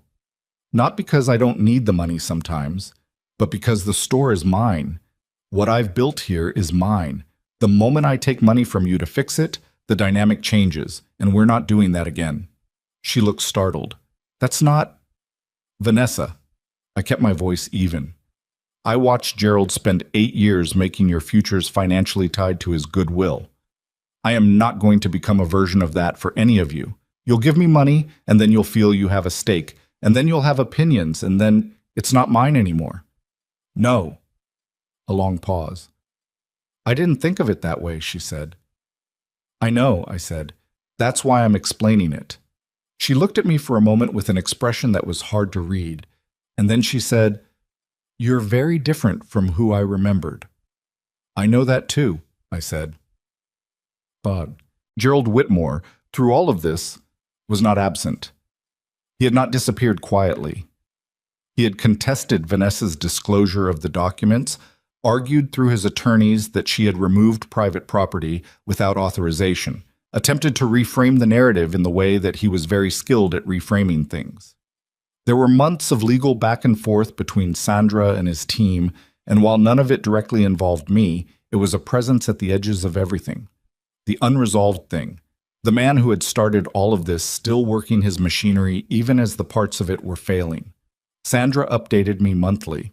In July, she told me that 2 of Gerald's business associates had distanced themselves from him in ways that were professionally significant. In September, she told me that Patterson was facing a separate inquiry, unrelated to our case, but connected to the same patterns of document management. In October, the 3rd October, my 3rd anniversary in Hadley Point, she called and said, Gerald has made an offer to settle, not just our outstanding matters, everything. I sat down slowly. What kind of offer? She told me. It was not what I deserved. It was not the full accounting of 8 years of my life. But it was real money, and it was formal acknowledgement in the settlement language, and it was Gerald Whitmore putting his signature on a document that said, in the careful language of legal settlements, that things had not been handled correctly. Take it, I said. Claire, we might be able to... Sandra. I thought about all the things I could do with the energy of continuing to fight, all the things I'd rather do with that energy. Take it. I want this done. She took it. The settlement was finalized in November, and Sandra sent me a bottle of wine that I shared with Ruth Ann at the store counter after closing, and Ruth Ann said, Is this what winning feels like? And I said, Well, winning would have been not needing to fight in the first place. And she thought about that and then said, Fair enough. And we drank the wine anyway. The boundary conversation, the one I had been building towards since Marcus's first visit, the one that needed to happen with all 3 of them individually before anything could truly move forward, happened on different days and in different forms, but the core of it was the same each time. With Marcus, it was in February of the following year, on a second visit, a longer one. We were walking along the harbor path in the cold, the way I often walked when I needed to think, and I stopped at the bench at the end of the path and sat down, and he sat next to me, and I said, "I need to tell you how this works going forward." He looked at me. "Okay." "I love you," I said. "That has never stopped, and it's not going to stop. But I need you to understand that I have built something here that is mine, and the life I have here is on my terms, and you are welcome in it, genuinely welcome, but you do not have an unconditional claim on it. What you have is a chance to earn your way in, over time, through the actual choices you make, not through apology, through what you do." Marcus nodded slowly. "What does that look like?" "It looks like showing up when you say you will. It looks like calling when you think of me, not just when something is wrong. It looks like not disappearing when things get hard between us, because things are going to get hard sometimes, and the old pattern was everyone retreating and waiting for it to blow over. That pattern is over." "I can do that," he said. "I know you think you can," I said. "I'm going to need you to actually do it." He sat with that. The harbor was gray and cold in February, and a gull was making an argument with something near the water's edge, and the bench was hard under us, and none of it was picturesque, and all of it was real. "Okay," he said, "then I'm going to actually do it." He has mostly, not perfectly, no one does anything perfectly, but consistently enough that I believe the effort is genuine. That's what I asked for. Genuine effort, honestly made, with accountability when it falls short. What I did not ask for was perfection. I had spent too many years in the vicinity of perfection that was actually performance to have any interest in it anymore. The hardest conversation was with Vanessa, and it happened not at the kitchen table, but at the store, on a Tuesday morning in March when she had stopped in on her way through the area. She had taken a consulting position with a nonprofit in Boston and was traveling frequently. And we had been talking about something else entirely when she said, abruptly, "Do you think you'll ever fully forgive us?" I set down the cup I was holding. "I think that's the wrong question," I said. She frowned. "What's the right question?" "Whether I trust you," I said. "Forgiveness is something that happens inside me. It's about what I carry. Trust is about what I do, what I allow, what I let back into my life. Those are different things and they move at different speeds." She thought about that. "And trust?" "Is being rebuilt," I said. "Slowly, by both of us, by you showing me who you are now, and by me being willing to see it." "That's not a yes," she said. "It's not a no either," I said. "It's the truth, which is that we're in the middle of something, and I don't know how it ends." Vanessa looked at me for a long moment, then she said, "I can live with that." "Good," I said, "because that's what we've got." She picked up her coffee. She looked out the window at the harbor, and then she said something that I have thought about many times since. She would have liked this place. The person you were trying to be before everything happened. She would have liked it here. I looked at my daughter. "She does like it here," I said. "She's the one who found it." The 4th October came quietly. Not quietly in the way of things that sneak up on you. I knew it was coming, had been aware of it the way you're aware of a significant marker approaching on a long road. 4 years since I'd driven into Hadley Point on a wrong turn and walked into a bookstore and not left. 4 years since I'd sat on a saggy mattress in a rented room and said a new name out loud to see how it fit. I did not mark the date publicly. Ruth Ann knew what it meant, and she brought a coffee to the counter that morning and set it down and said, 4 years. And I said, 4 years. And that was the extent of our ceremony, which was exactly right. The store was different now from what it had been. Not unrecognizably so. The bones of it were Pete Halloran's bones, the shelves he'd built, the floor he'd worn smooth over decades, the windows that faced the harbor and let in whatever light the main sky was offering that day. But the life inside it was mine. Ruth Ann was there 3 days a week with the permanence of someone who had long since stopped pretending she was doing me a favor and acknowledged she simply liked being there. Loretta had expanded to 5 days, and her soup had become something people drove from the next town for, which she received with the specific pride of someone who has always known their own work was good and was mildly impatient with how long it took everyone else to figure it out. Owen had graduated and gone back to Rhode Island, but he came back every summer as if it were a given, and I had stopped trying to tell him he didn't have to. Sylvie's novel had been published the previous spring. She had thanked me in the acknowledgments, which I had read standing in the store at 7 in the morning before anyone else arrived, and I had felt something that took me a moment to identify as pride. Not for myself exactly, but for what the store had been to her, for what it had been to people, for the thing I had built in this place out of stubbornness and a wrench and very bad original coffee. That was the life. That was Claire Bennett's life, assembled piece by piece over 4 years in a town that had not known her name and now did. And my children were in it, imperfectly, intermittently, with ongoing friction and occasional retreat and the grinding slow work of people rebuilding something on honest terms. But they were in it. What happened with Gerald Whitmore? I want to tell you plainly, without drama, because the truth of it is plain enough on its own. The settlement had been finalized. Patterson had reached a separate agreement with the state bar that effectively ended his ability to practice in the ways he had been practicing. Gerald had not been criminally charged. The attorneys on both sides had been clear with me that the criminal threshold was a different and harder standard, and the statute of limitations had closed on the most explicit conduct anyway. He had not gone to prison.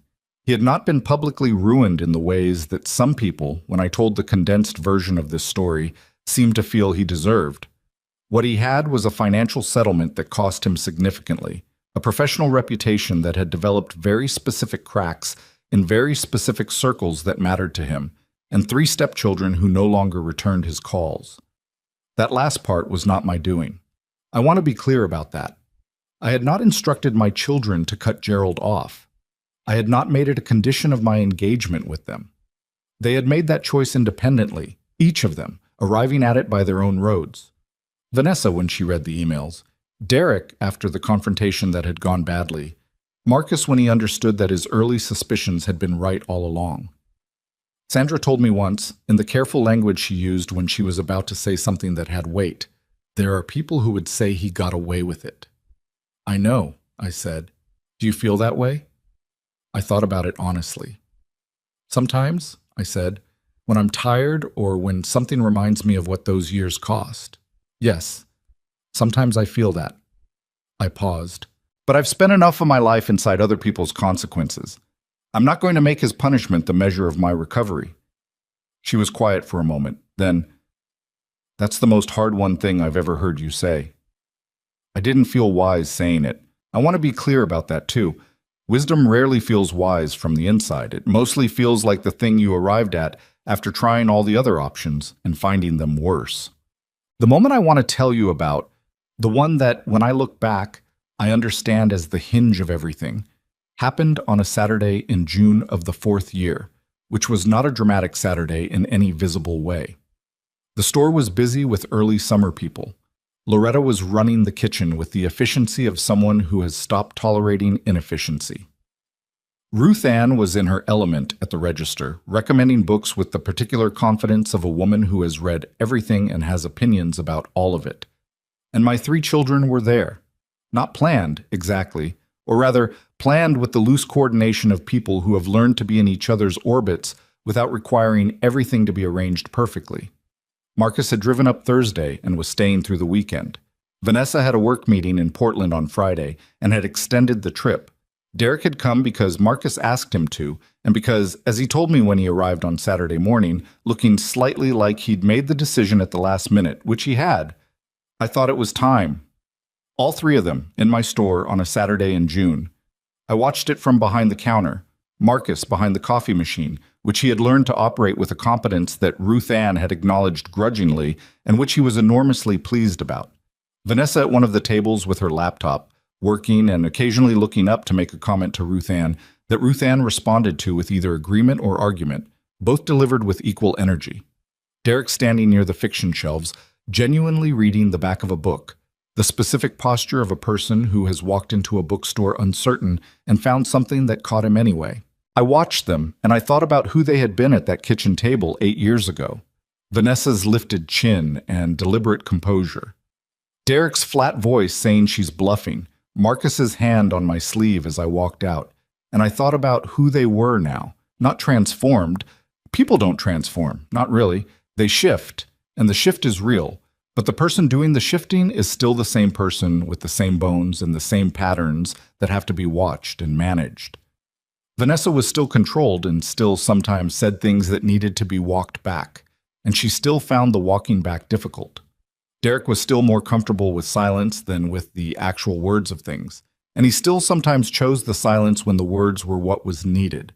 Marcus still wanted resolution faster than resolution was available, and still had to be reminded that some things take as long as they take. They were not fixed. They were better. Those are different things. And I was not fixed either. I was still the woman who found it easier to write a letter than pick up a phone.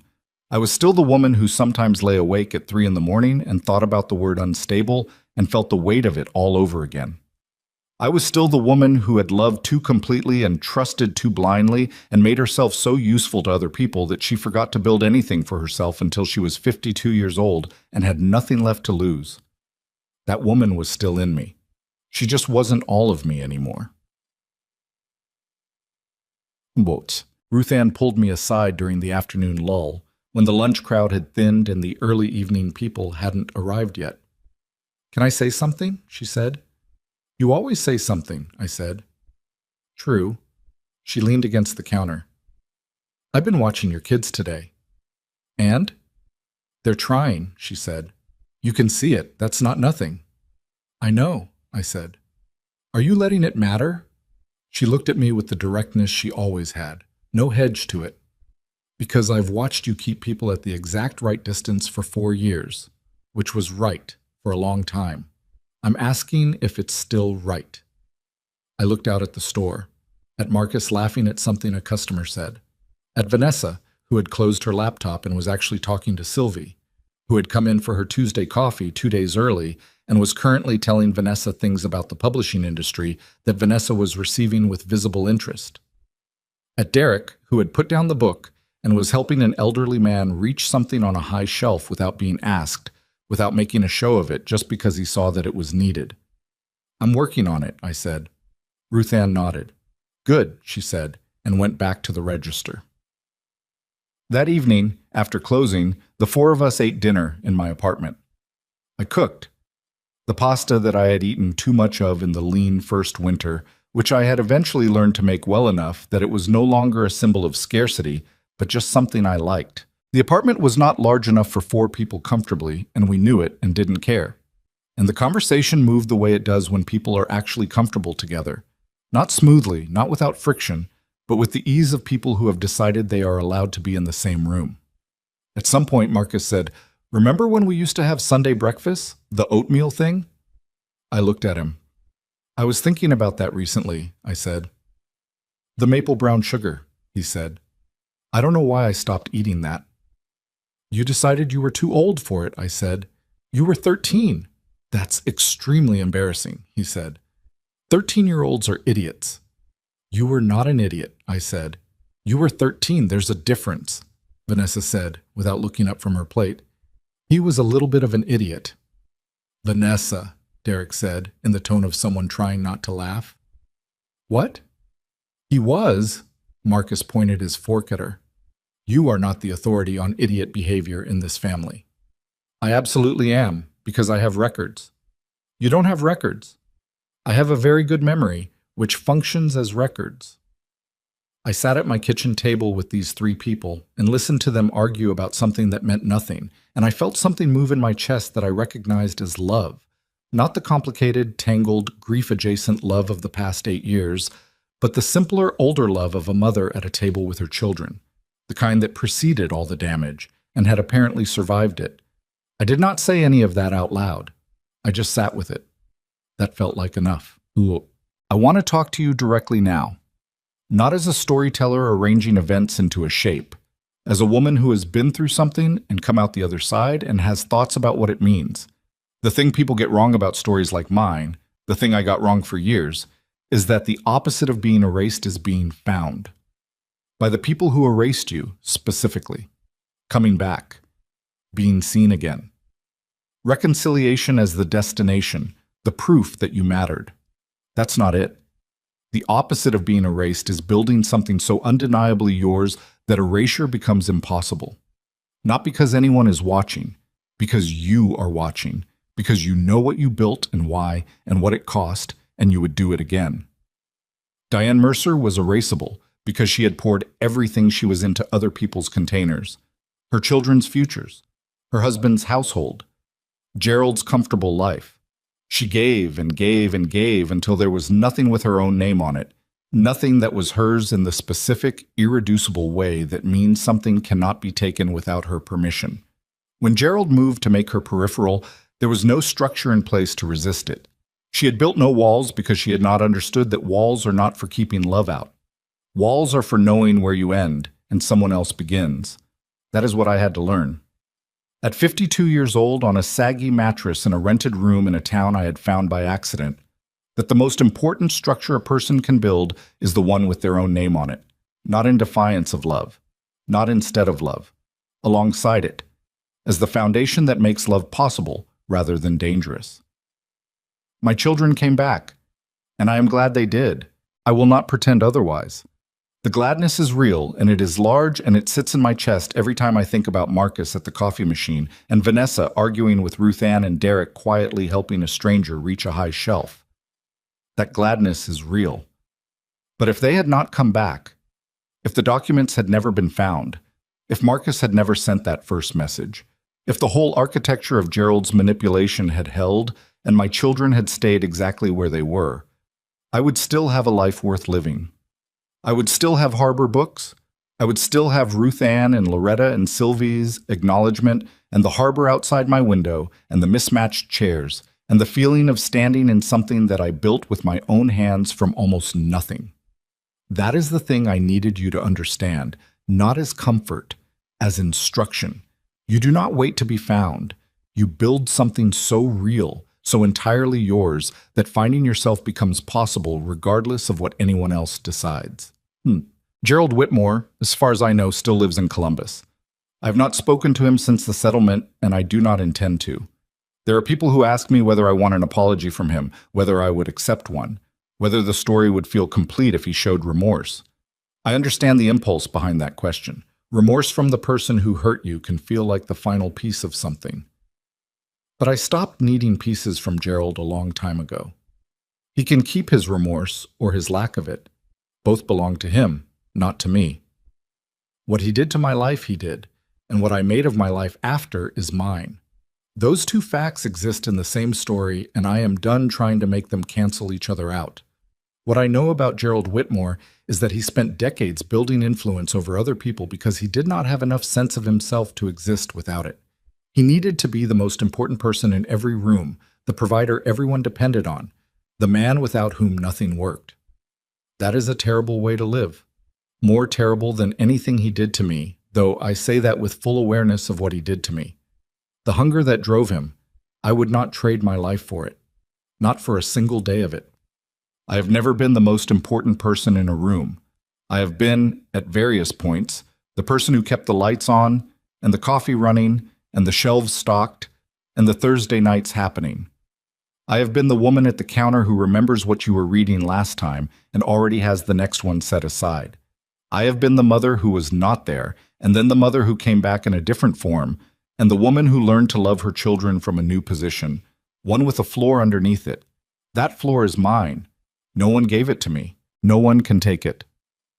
On the last evening of the June visit, Derek and I walked the harbor path after dinner. The others had stayed at the apartment. I could hear them through the open window as we left, Vanessa's voice and Marcus's laugh layered over each other. We walked in the quiet that was comfortable now, the quiet that had taken time to become comfortable. At the bench at the end of the path, the bench with the worn plaque, we stopped, and Derek sat down, and I sat next to him, and we looked at the harbor for a while. "I keep thinking," he said eventually, "about what you said to us that day. In the kitchen, right before you left." "Which part?" I said. "The part about losing you." He looked at the water. "You said if we stood with him, we would lose you. Not because you'd walk away angry, but because you couldn't be the mother we deserved if you kept accepting what was happening." "I remember," I said. I told Marcus you were bluffing, he said. It was not the first time he had said this to me.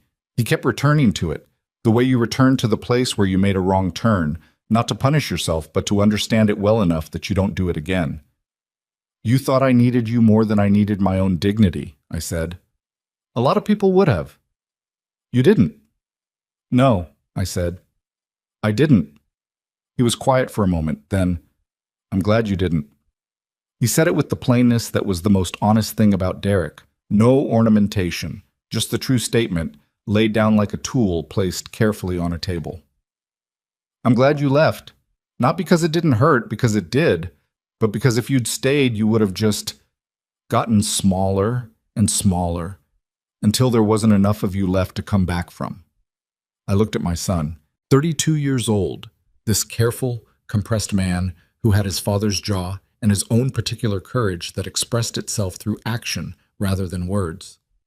Yes, I said, that's exactly what would have happened.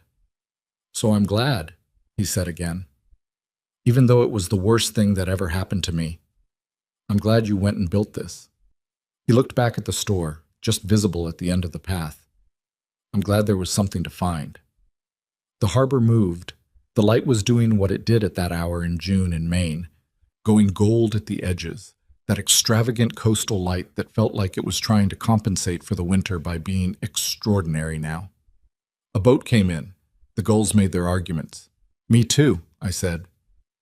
We sat there for a little while longer, the two of us, on the bench with the unreadable plaque, and the evening came in slowly off the water, and there was nothing that needed to be fixed right now. Nothing that required words or negotiation or the hard grinding work of rebuilding. Just the harbor and the light and my son beside me and the store at the end of the path with my name on the door. Not Diane Mercer's name. Not the name of the woman who had made herself small enough to be erased. Claire Bennett. The name I chose.